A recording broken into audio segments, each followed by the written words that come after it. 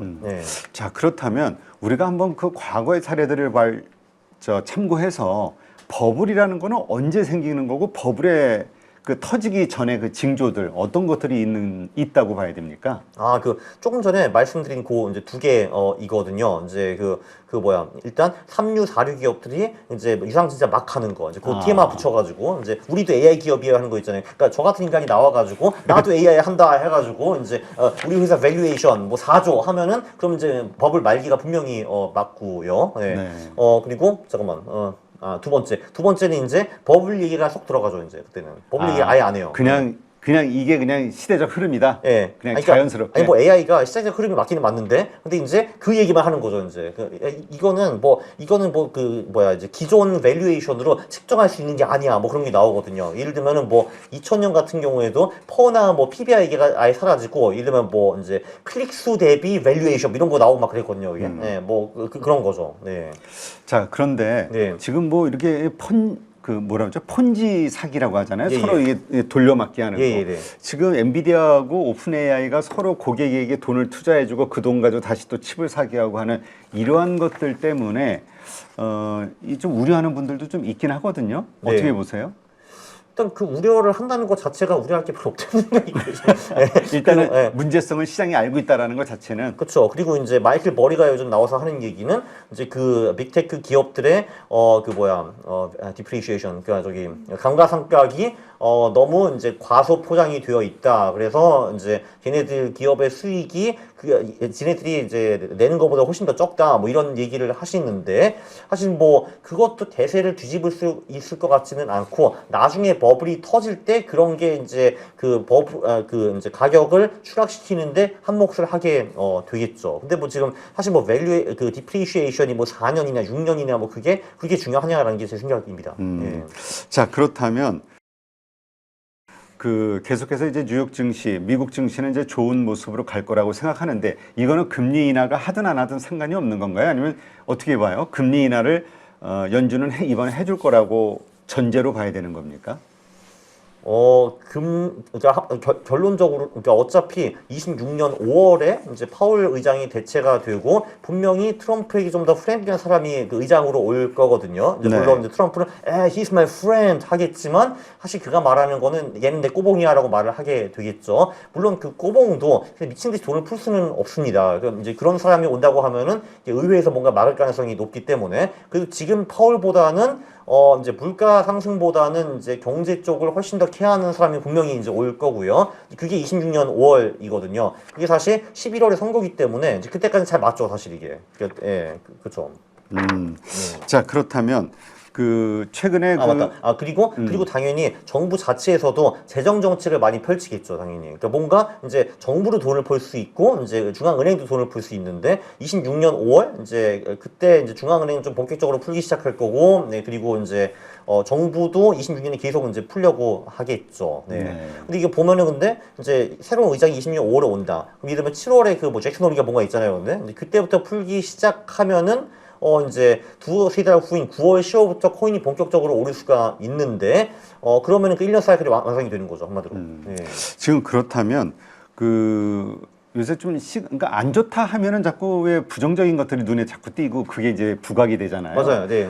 요새 플랫폼 기업들 계속해서 사채 발행해가지고 이거 시설 투자해야 된다. 네. 데이터 센터 만들어야 된다. 예. 근데 돈은 잘 들어오지는 않고 이것이 또 위기의 어떤 도화선이 되는 거 아니냐에 대한 또 걱정들이 있잖아요. 그래서 오라클의 CDS, 그러니까 오라클 채권의 보험 비용이 올라갔거든요. 근데 사실 그거는 근데 이제 오라클의 문제가 아닌가 싶기는 해요. 그리고 오라클은 사실 빅테크 기업 중에서 좀 약한 기업들이잖아요. 그렇죠. 이제 걔들 중에서 이제 밑에 티어 있는 애들이기 때문에 그래서 이제 결국은 근데 오라클보다는 윗티어에 있는 애들이 증시를 중도화하기 때문에 그게 큰 문제가 됐냐라는 게 제 생각이었습니다. 네. 그다음에 트럼프 대통령은 스타게이트 결국 이 AI를 최강국으로서 이제 모든 밸류체인을 만들겠다라는 의지를 갖고 있기 때문에 미국 기업들이 만약 위험에 빠진다면 가만히 보고 있을까 이런 생각하시는 분도 있긴 하더라고요. 제 생각도 비슷하긴 합니다. 네. 사실 근데 그거는 이제 트럼프뿐만이 아니라 전 세계 모든 사람들이 알고 있죠. AI를 지배하는 사람이 세계를 지배한다는 거는. 그건 당연한 거죠, 사실. 네.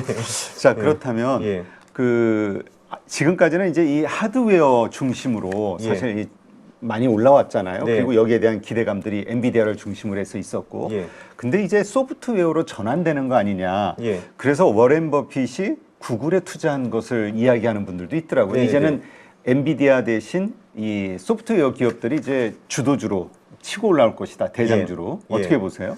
사실 이제 구글이 사실 그 빅테크 중에서는 밸류에이션이 상대로 좀 낮았거든요. 물론 그것 때문에 워렌 버핏이 들어갔겠지만 이제 그 스토리가 그거였거든요. 구글이라는 게 원래 광고 기업이었잖아요. 근데 저 같은 경우도 요즘은 구글 검색을 거의 안 하거든요. 전부 다 GPT한테 물어보고 있으니까. 그렇죠. 그래서 이제 그 광고 소득이 많이 떨어져가지고 이제 구글은 이제 타격을 입을 것이다라고 생각해가지고 그 밸류에이션이 퍼가 한때 20 밑으로 내려갔었거든요. 근데 이제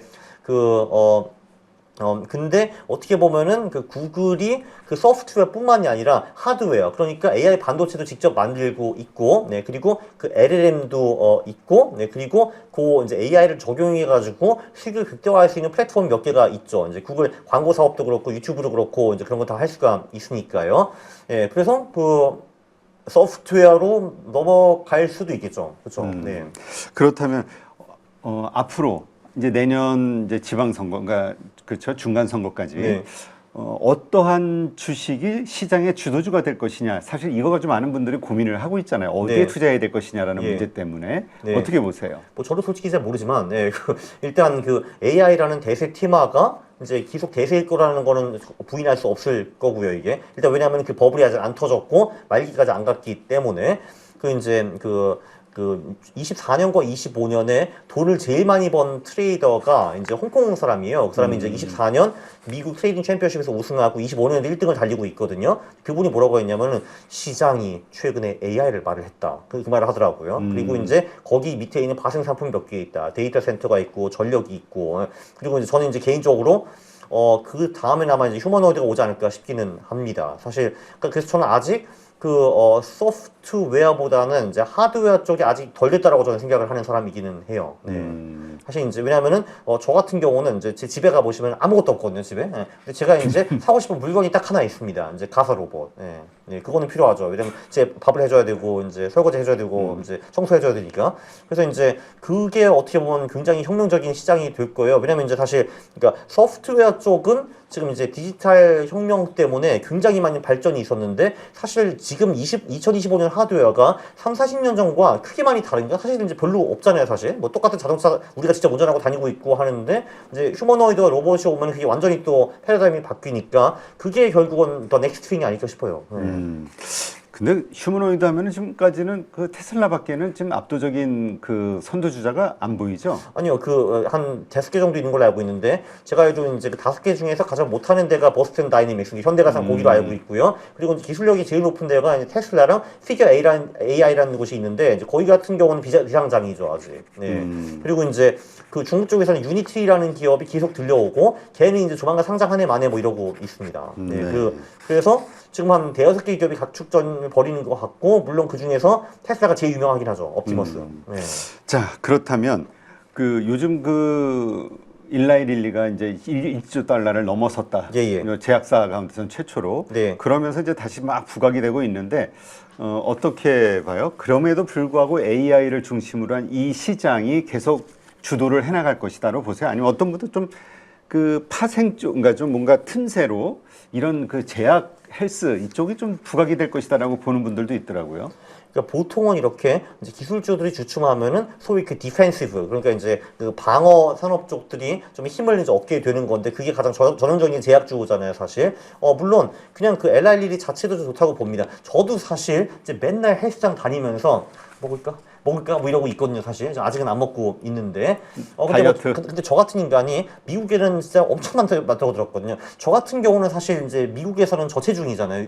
이 정도면은. 예, 그렇죠. 예, 근데 이제 뭐야, 제 80kg밖에 안 나와 이럴 거 아니에요, 미국에서는. 근데 미국에서는 뚱땡이들이 많으니까. 그렇죠. 고도비만. 예, 그렇죠. 예. 거기 사실 음식이 그지 같잖아요, 사실. 그래서 근데 서양이 다 그렇고, 그래서 그건 진짜 무한대인 시장이라고 봐야죠, 사실은. 네. 그래서 사실 이런 거 고민할 때는 그냥 이제 AI냐, 제약이냐 고민하지 말고 그냥 두 개 다 사는 것도 방법이라고 생각을 합니다. 네. 그러니까 제약과 AI 관련된 회사들. 네. 근데 사실 이게 어떻게 보면은 그 제약도 이제 그러니까 그게 이제 바이오테크가 아니라 거기도 이제 IT라는 말이 나오고 있고 어떻게 보면 AI 기술도 이 AI 기술이 결국은 이 제약의 비약적인 향상을 가져다 줄 테니까 어떻게 보면 이제 AI가 메인이기는 하죠. 네. 네. AI 그 발전으로 이 BI 쪽이 발전할 거니까요. 네. 네.